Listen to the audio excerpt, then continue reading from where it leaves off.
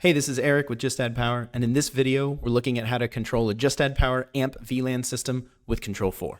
Let's get started. So we're starting with our Composer project, where we've already added all of our sources to the rack. We've got a few sources sitting in here, and we've added a couple of televisions to rooms in other parts of the system. We don't have the Just Add Power drivers loaded yet because we don't have them in the database. They're not part of Control4's database. So the first thing we have to do is we got to download them from the Just Add Power support site. So we're going to head on over to the support site. That gives us support.justaddpower.com. We're going to scroll down to the control system section. Here we go. And we're looking for Control4. Now we do have to match the driver with the type of system that we have. We have an AMP VLAN system, so we're going to grab the driver for the Control4 AMP VLAN system. There's a lot of good information about the driver, but for now, all we're looking to do is download that and get that in our Composer project. So we're going to grab that.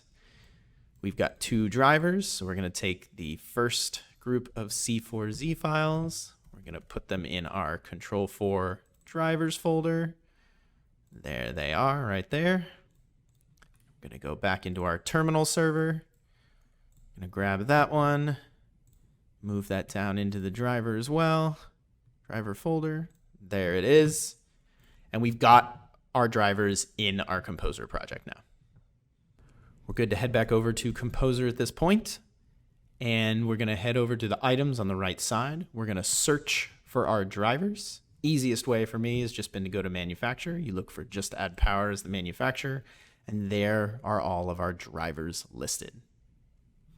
We're working in an AMP VLAN system, so we're going to be choosing one of the drivers that ends with jpsw. That's our switching architecture for an AMP VLAN system. You'll notice that there are lots of different sizes of driver. We've got an 8x8 all the way up to a 128 by 128. What these numbers indicate are the number of inputs and outputs available in the driver. So if you have a system that's 8x8 or smaller, you can use the 8x8 driver. If you've got a system that is 8x8 or smaller, you can also use the 128 by 128 driver. Think of the driver size as the maximum size of the system. So you'll have a lot of unused inputs and outputs if you use the 128 by 128, but you have the ability to grow to up to 128 by 128. That's inputs and outputs. You definitely don't want to pick a system that is smaller, or driver that is smaller than the system you're eventually going to build. So we're going to do the 32 by 32. It's a nice medium size.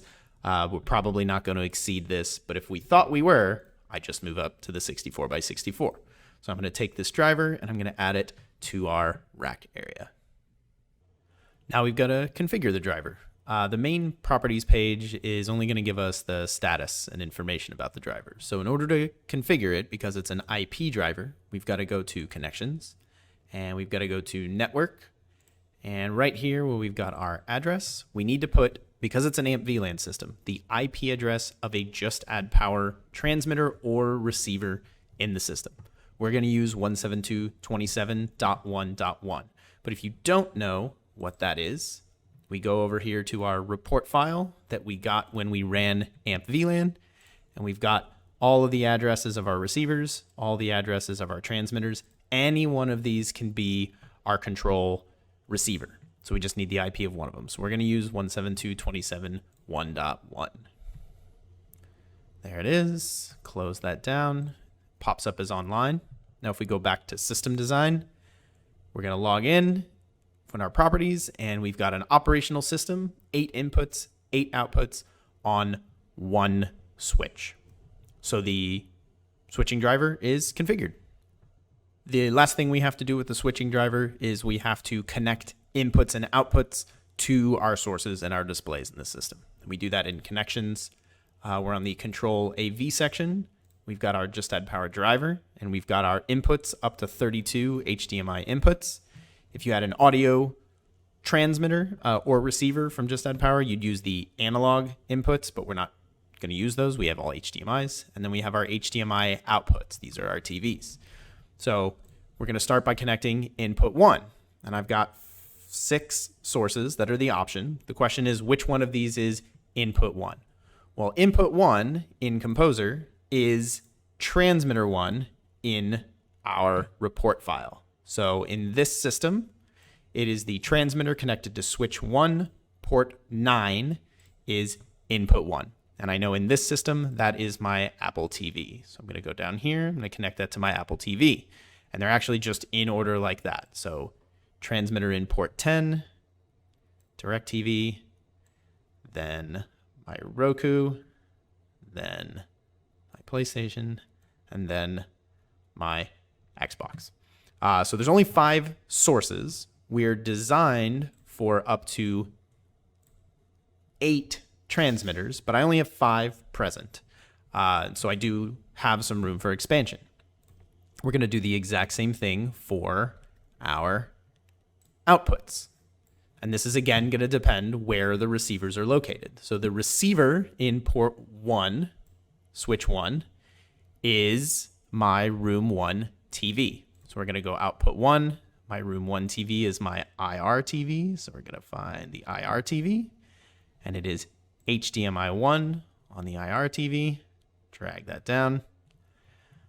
Display 2 is our room 2 RS-232 TV, HDMI 1.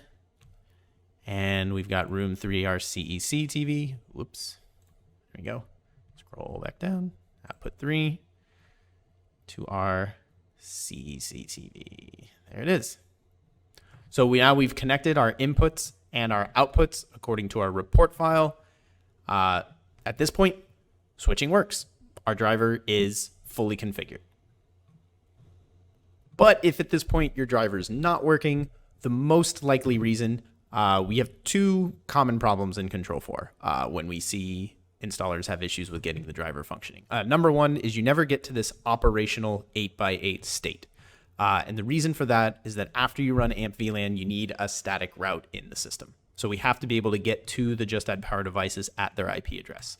The way to do that, we need the static route information from your report file, and we have to actually log into the router in the system. We have to go to network, routing, and we have to add a static route. So here's our 172.27 static route, exactly as it's printed in the report file. So we've got that added to our router. So that's step 1 for getting to operational 8x8. If you don't have that route, it's never going to print operational 8x8. The second most common mistake we see on Control4 when doing this is that the inputs and the outputs are bound incorrectly. A common mistake is input 1 here is an Apple TV, but our first input is actually on port 9. So what we'll see on accident is we will see installers want to put the Apple TV on input 9 because port 9, they think input 9, which is an understandable mistake. But because we don't know what port the devices are going to be on before we build the system, we always go by the input number when matching to Control4. So because it's the device labeled as input 1 or transmitter 1 in Composer, it is input 1 as well. And the same thing for the outputs. The outputs are 1, 2, and 3, which luckily for us in this system are actually ports 1, 2, and 3, so it matches. Those are the 2 most common mistakes we see in Composer systems. So now we're going to move on to the second Just Add Power driver that you might have in your system. And the second one is optional. The second one is mainly used if you're trying to control 2 categories of devices. The first category is going to be controlling televisions or sources through Just Add Power. And that would mean the Just Add Power device, let's say a receiver, is sending IR commands to a television, or sending RS-232 commands, or sending CEC commands to a television or a source. In that case, you add a RS-232 IP server driver for each television in the system. The second instance that you would add a driver is if you're doing one of our features like video wall or tiling layout control. So we're going to look at each one of those one by one and how to set them up. We'll start with controlling a display over IR. The first thing to do is to add the driver for the actual television in the room to the room in your project. That causes the driver that you add first in connections to actually show up as the video and audio endpoint. This triggers what commands get sent. So we need the IR commands from the driver to pass through. So we've got that added, it's connected properly. Now, the second thing we add to that room is we add the Just Add Power RS-232 IP server. Add that right in there. Name it Just Add Power IR driver. And there's only two things we need to do to configure this driver. First thing, so we need to tell it we're doing IR. So we've got three options. We've got IR version 1, that's the IR dongle V1, which almost nobody has. The IR dongle version 2, which is what you're using if you are working with a 3G system, and the IRD. And then the max color IR option if you've got a max color system. This system is IR V2, so we're going to select that one. And then we need to set the IP address of the Just Add Power receiver behind that television. Again, if we've forgotten, it's on our report file. This is our very first TV. So we're going to take the IP address from that, paste it in, and set. Now you're not going to see any operational mode change other than a really brief connect disconnect to make sure. This is only going to change when you're actually sending a command. So that's part one. We've got our serial IR and our IP address. The second thing we're doing is we're going to connections. And on this, there is an IR transmitter, and we're going to connect it to the IR TV's IR receiver. Now, when Control4 goes to send IR commands to that television, it's not going to use an IR port on the Control4 processor. It's going to send that off to the Just Add Power receiver through the IR port on the Just Add Power device to the television. Now let's look at how to control a television with RS-232. Same as IR, we're going to add the driver for the television that's actually in the room first. That ensures that it gets added as the endpoint for that room so that those commands get used when they hit the button for the room. So once that driver's been added, we're going to add a Just Add Power RS-232 IP server to that room as well. We'll name it Just Add Power RS-232 driver. And we've got to do two things in the property windows to configure this. We have to set our serial IR selection to serial because we're doing serial. Then we're going to set our baud rate to match the baud rate of the television. Now, most televisions are going to be 9600, 8, 1, and none, or 8 and 1, depending on the order. Does it need a keep alive, meaning something to make sure that the TV doesn't fall asleep? You can set that however you'd like. And then the last thing we're doing is setting the IP address to the IP of the Just Add Power receiver behind the television. If you don't remember what that is, we go back to our report file. We remember that this is output number 2 in our system. So we're grabbing the IP address for output 2, putting it right there, and setting it. You're not going to see operational mode change other than a very brief message here. So we do have our serial connected. It's doing its thing. And if you're looking at the TV, it'll actually reboot the television in that setting.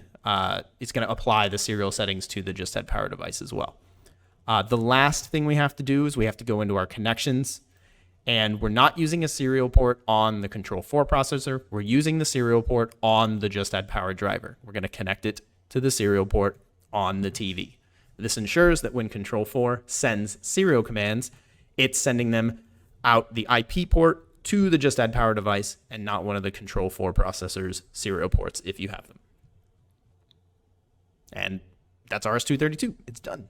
The last type of endpoint control would be CEC control, and it's very different from IR and RS-232 because there is no television driver in a CEC control.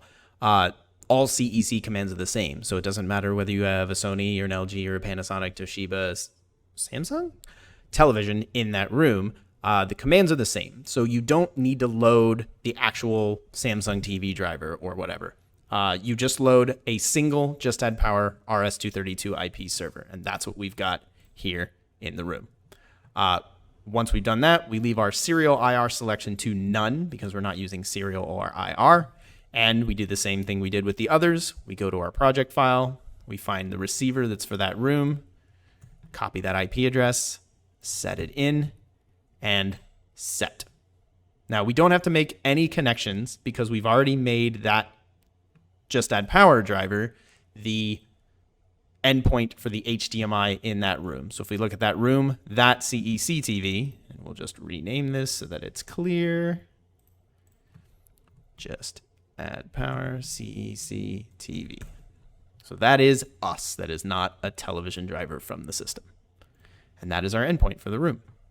The next thing we're going to look at is how to set up a video wall with the Just Add Power drivers.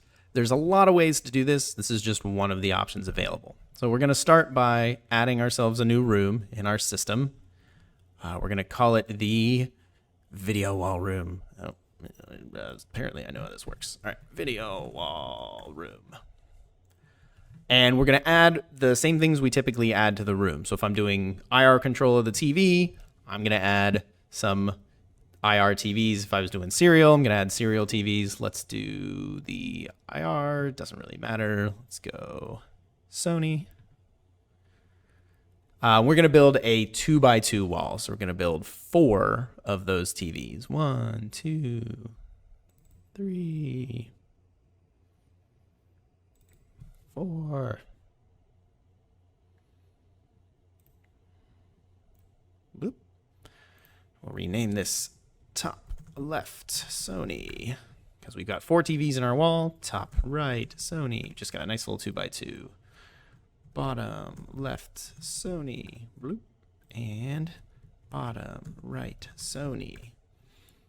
All right, so we've got our actual televisions we're going to be controlling. The second thing we need to do is we need to get Just Add Power drivers, because what we're doing is we're controlling video wall layouts. And so we have to control the Just Add Power devices to do the zooming necessary to build our video wall. So we're going to need 4 RS-232 IP servers as well. 3, 4. We'll rename them as well. Top left J plus P.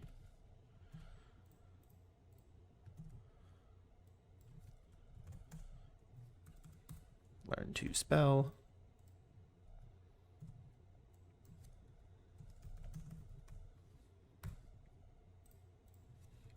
Bottom right J plus B.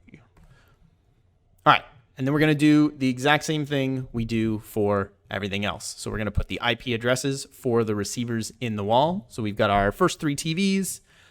We've got 172.27.1.4 because that's our next TV. We haven't connected these guys yet. We're going to set that. 172.27.1.5. Set. 172.27.1.6. Set.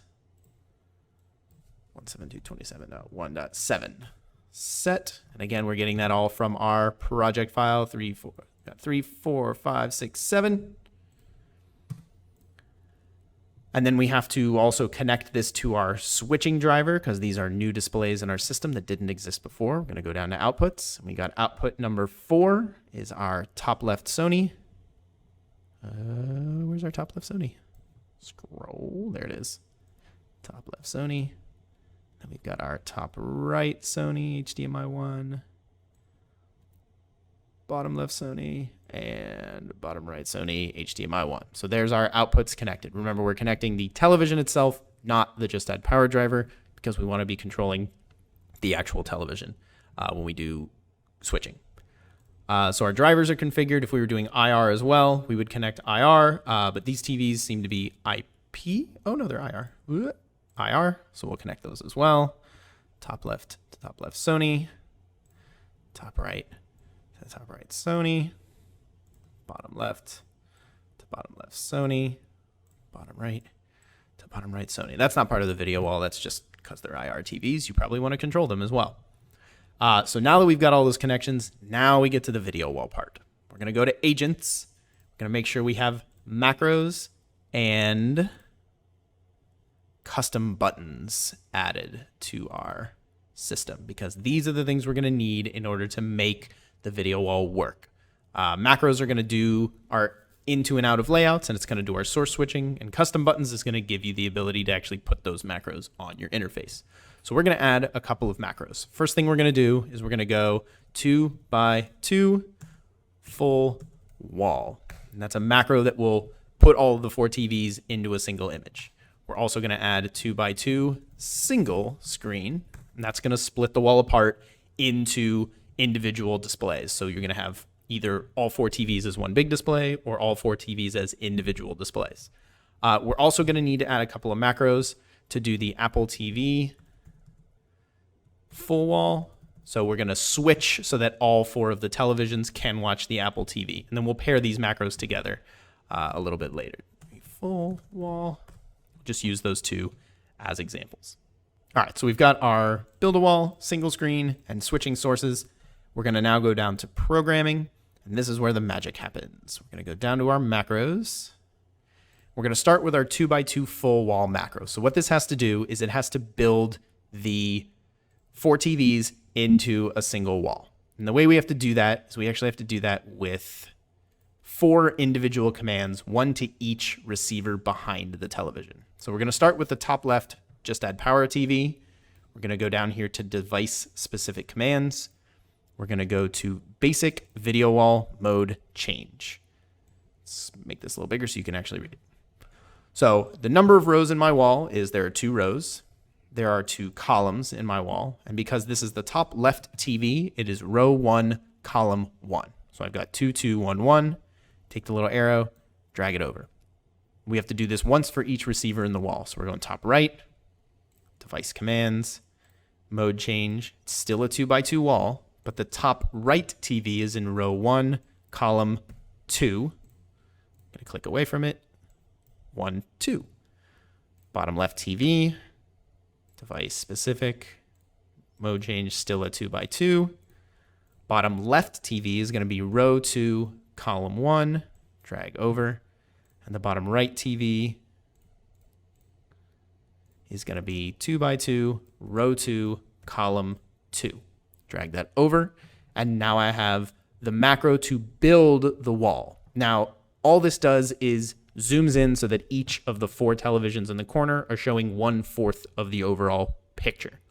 That's not enough to actually get the wall to show everything, because if I'm watching 4 different sources on those 4 different TVs, at this point I'm getting the corner of 4 different sources. So this is our full wall macro, but we have to pair it with a source switching. So we're going to go to Apple TV full wall, and this is just going to do source switching. So we've got to go up to our switching driver.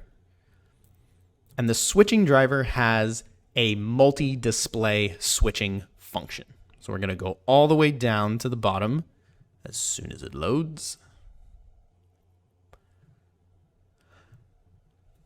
Device-specific command, and I'm going to do switch multiple outputs. So my Apple TV, based on my connections, my Apple TV is input number 1. So I'm saying input 1, and my outputs, does anybody remember? My outputs for the wall are outputs 4, 5, 6, and 7. So input 1 to outputs 4 through 7. Drag that over, and that is my switching macro to set all 4 TVs to the Apple TV. We're going to do that one more time with the DirecTV. All we have to change is what is my DirecTV. DirecTV is input 2. It's the same 4 displays. Input 2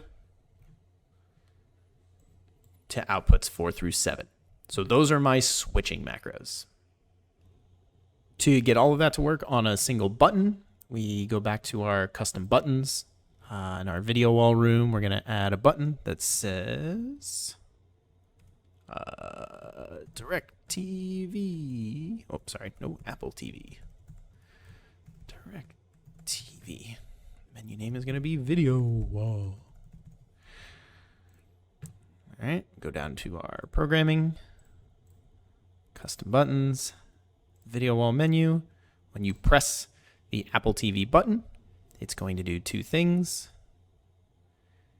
It is going to do the 2x2 full wall, and it's going to switch to Apple TV. When I press the DirecTV button, same thing. It's going to do 2x2 full wall, and it's going to do the DirecTV source. And then the last thing, we need to give them a button to go back into single screen mode. So we'll go back to our video wall. We'll go to a third button. We'll do single screens. Go to our programming. And when they hit the single screens, it does the 2x2 single screen macro. And then at this point, It's up to you what you'd like it to do. If they were all watching the DirecTV and they execute this macro, it's going to have 4 TVs watching a single view of the DirecTV. So what we could also do is we could go down to our device-specific commands, and we could set the 4 TVs to 4 different kind of default sources, and then give them the ability to choose what source they want on each TV through another mechanism. But at least we're back into single screen mode at this point. You can use the switch multiple outputs, and we would do input 1 to output 4, input 2 to output 5, input 3 to output 6, and input 4 to output 7. So that just at least gives us 4 different sources on the 4 TVs when we go to single screen. You can set those to whatever you'd like to. But that's how you both build and break down a video wall through Just Add Power. Next, we're going to add tiling control to our project. A couple of things we've already added is we've added a generic HDMI source to the system. We used the PC UI button. This is going to represent the tiling transmitter in the system because it has an HDMI output that we can connect it to the driver. We've also added 4 of the Just Add Power RS-232 IP server drivers. Those are going to act as the receivers, essentially the windows in the tiling transmitter. There's 4 windows in the tiling transmitter. But all those are just for HDMI connections, so we can actually switch sources on them. In order to do layout control, we have to add 1 more Just Add Power RS-232 IP server, and this is to control the tiling layout. We'll just go ahead and name it tiling layout control. Wait for it to finish loading into the system. There we go. We got our tiling layout control. And the IP address here is going to be the most important part. So we're going to go to our project file. We've expanded this system a little bit. So we've got our 3G plus 4 plus transmitter here on input number 6. We need the IP address of that transmitter. I'm going to put that right in here because it's the tiling transmitter board that IP is needed to do layout control. So the tiler has 5 IPs, 4 receivers, 1 transmitter, but we use the transmitter for layout control. So we've got that in there. We also can go down to our receivers. Same thing with our project file. Our tiling receivers are 1.8 to 1.11, so we'll put those in. 8. We don't really use these IPs, but it's good to have them just in case you need to. For example, if you have to rotate the video in the tiler, you want to do some cool layouts, you need to have IPs for them so you can do feature stuff. All right, so, sorry, that's wrong. 172.27, 111. Hope I didn't do that on another one. Nope. 10.9.8. Perfect. So we've got all our IPs set up. We've got our HDMI acting as the input. And now we're going to go to connections. We're going to make all of our connections. So we're going to select our driver. We got input number 6 is our laptop PC. Actually, let's go ahead and rename that. Tiling HDMI. All right, we've got our tiling HDMI, and then we've got to go down to our outputs. And again, from our report file, our tiling outputs are 8, 9, 10, and 11. Back into Composer, output 8 is going to be tiling window 1, output 9, tiling window 2, 10, tiling window 3, 11, tiling window 4. So now we have all our bindings so that I can select the tiling to show on my other televisions in the system, and then I can change what's actually in each one of the windows on the tiler. Next, we need to do our programming to be able to do the layouts for the tiling. So we've got our agents. We've already got our macros built. We're going to add a couple of macros. We're going to go tiling quad layout. We'll add tiling primary top layout, tiling primary left layout, and let's do tiling picture in picture. Give us 4 possible layouts. Once we got our macros set up, we're going to go to programming. We'll go down to our macros, and we'll do our quad layout first. So on the right side, we're going to find our tiling layout control driver, And just like everything else, we're going in device-specific command, but we're going to a console command advanced. There's no tiling control built into this driver at the moment, so we're actually entering custom commands from our tiling manual. So we got to figure out those commands. We're going to go to support site, head down to the tiling transmitter section. We have a 3G tiler. We go to our how-to. Got some good information here, but we're going to do a couple of standard layouts. So we're going to start with our standard layout. So our command is going to be 4-in-1 layout and then a number afterwards. We're going to start with the quad, so we're going to need a 4. So we're actually going to grab this function right here, go back into Composer, paste that layout, and that is our quad tiling layout. Put that right over there. We also want a primary top. Back to our layout. Primary top is 3. So we'll go change that to a 3. Drag that over. We want a primary left. Primary left. Left is layout 2. Change that to a 2. And then we want to do a picture-in-picture, which is a custom layout. So we're going to scroll down to our custom API. And there's a whole setup here for how to build those layouts, but it probably would be easier since we're doing a picture-in-picture. Let's just copy a pre-built layout. So we've got a bottom right picture-in-picture layout right here. We've got our command that builds it. We'll just copy that, put that in our advanced, and paste that layout. So that's one of our custom layouts. Move that over. And now I have functions to be able to change to 4 different possible layouts, either standard or custom layout through Control4. Now we just need to set up source switching. I'll let you do that on your own. And we're pretty much done with tiling. I hope this video was useful for setting up Control4 to manage a Just Add Power AMP VLAN system. If you have any questions, please feel free to contact us at support, and thanks for watching.